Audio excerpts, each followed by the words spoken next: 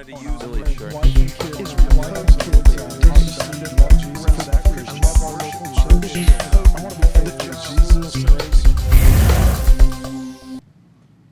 Dr. Wilcox, that seems like a perfect discussion for you to step into. I think we have to be really careful in talking about the marriage divide in America and the reasons that to kind of explain why it is that college-educated Americans are doing so well in this domain. And I think that Richard, Reeves is correct to say that on some social questions, college-educated Americans tend to be more liberal. And it's also the case too that they enjoy more economic and social resources that make sort of increase their investment in marriage. You have a house. Yeah. You want your kids to go to college. At some level that those things are implicated in your success in forming and sustaining a marriage. But the cultural issue is a little bit more complex, and you know this. In that, number one, there's a certain kind of, for lack of a better term, a certain kind of bourgeois ethos about sort of self-restraint, a view of the long term, et cetera, that's implicated in going to college and doing well professionally, that's linked, of course, to succeeding in marriage. And that's a certain kind of traditionalism, if you will.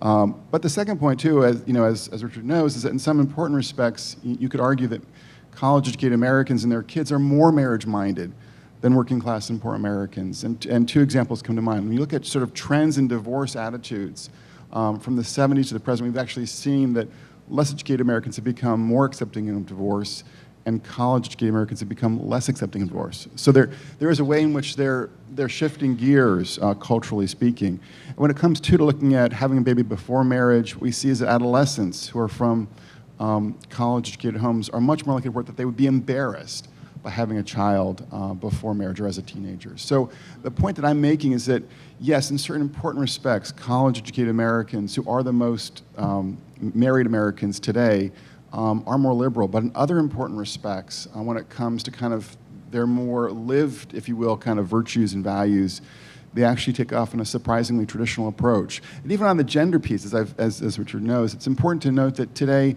across both college-educated and less-educated lines, it's still the case that sort of in the average married home that the husband is the primary earner. And moreover, that Americans, and even more so among college-educated Americans, the moms who have kids in the household are more likely to prefer to be working part-time or to be at home than the other option. So, yes, in some ways they are progressive, but in other important respects, there's a certain kind of enduring, if you will, marriage-mindedness, family-mindedness that now in some ways is more firmly rooted in upper-class precincts than it is in less privileged precincts. Just one concrete example: if you read all Newsweek or the Daily Beast, you'll know that Joshua Dubois, former aide to President Obama, talked about how President Obama himself really went after him on repeated number of occasions for not being married to his girlfriend at the time, and basically just said to him, "Look, this is a great woman. You should get married to her." And marriage will change you for the better. And this is a perfect example of the way in which, kind of outside of the glare of the spotlights, I think many better educated Americans, including President Obama, communicate a very kind of traditional or very marriage-minded message to their friends and family that helps to reinforce this marriage mindset in our better educated precincts. It's worth pointing out that Joshua Dubois is married now, by the way. Yes. Dr. Moore, if you'd like to weigh in on this, it's fine. I'd also be curious to come back and talk about what you were saying about churches as well, but maybe give you a chance to weigh in on this topic first. Well, I think we've heard Richard Reeves' argument before, set to music. This is the dawning of the age of Aquarius. I mean, I think there is a very utopian understanding of where culture is moving that I think is short-sighted historically. I think that the fundamental question, we cannot judge where marriage and where family is going on the basis of opinion polls at the moment, or even on the basis of the popular culture or the political culture at the moment. I think we need to look at this with a longer view in mind. And the question comes down to what is marriage and what is family? And is there anything that is there anything to marriage and family that's beyond simply the will of the persons involved or the culture in which it is appearing at the moment? And I think there is. Richard Reeves said that marriage is simply an expression of a value. I agree, it's an expression of principles and of values, but I don't think that value is simply commitment. there are all sorts of relationships in which there is commitment. There's something more to marriage. And I think the debate that we have right now in our country is, what is that? And why does that matter? And that's the reason why I think that, because I believe, as a Christian, that marriage is pointing to something beyond itself, as Paul would put it, the union of Christ and the church.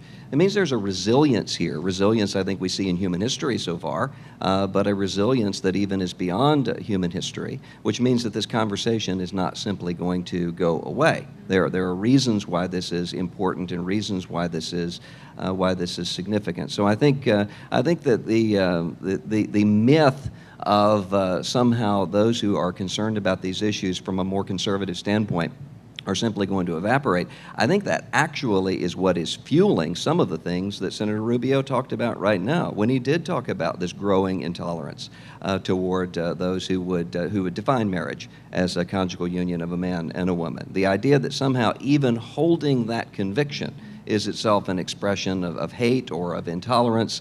That means that one should not be a CEO of Mozilla, or one should not have a voice in the public square. I think that is a crucial mistake, not only for those who hold it, but also for our discourse in civil society. What is it that's most challenging marriage in the United States these days, and what would you think needs to be done?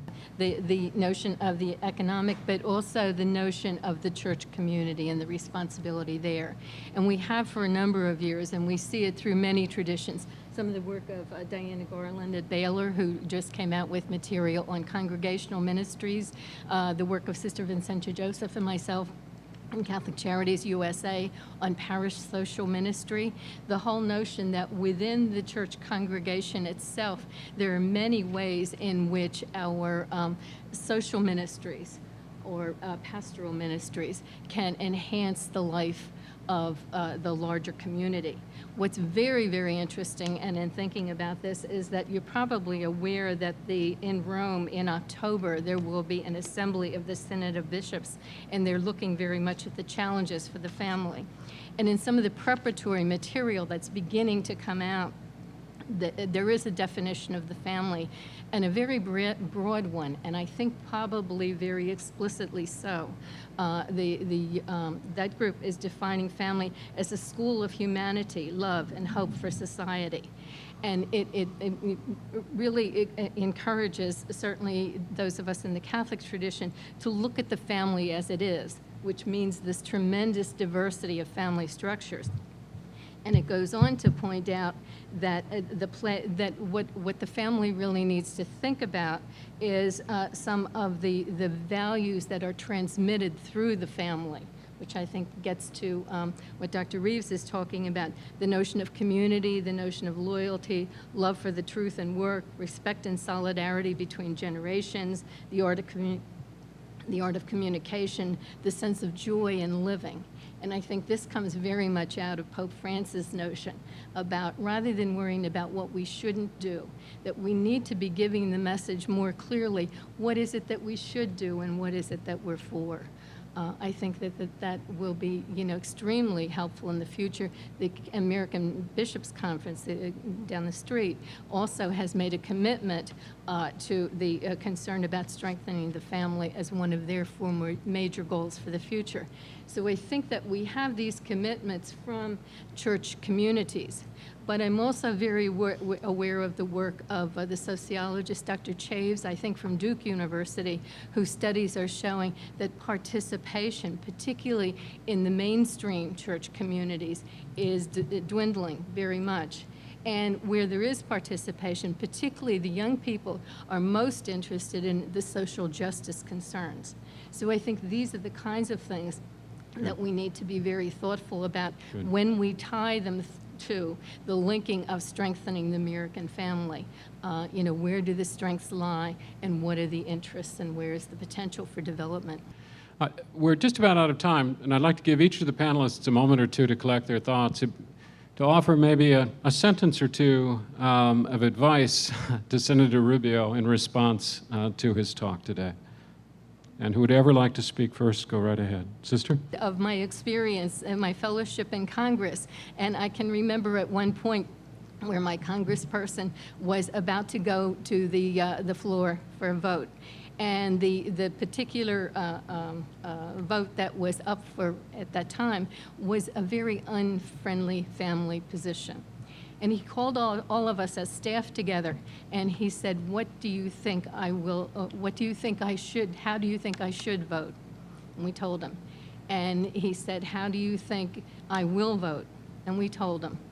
And I went home and I said to my colleagues, we did this, and I told them, you know, what I thought. And they said, oh, your congressman is Republican, he's not going to vote for it. And when the vote came out, he had voted very much on the strength of the moral value, because that's what we had talked about. So the whole notion of the strength of the family, I think, is so tied with moral values, but need to be looked at in a very broad way. That's what I would like to tell him, to Thank vote you. for the values.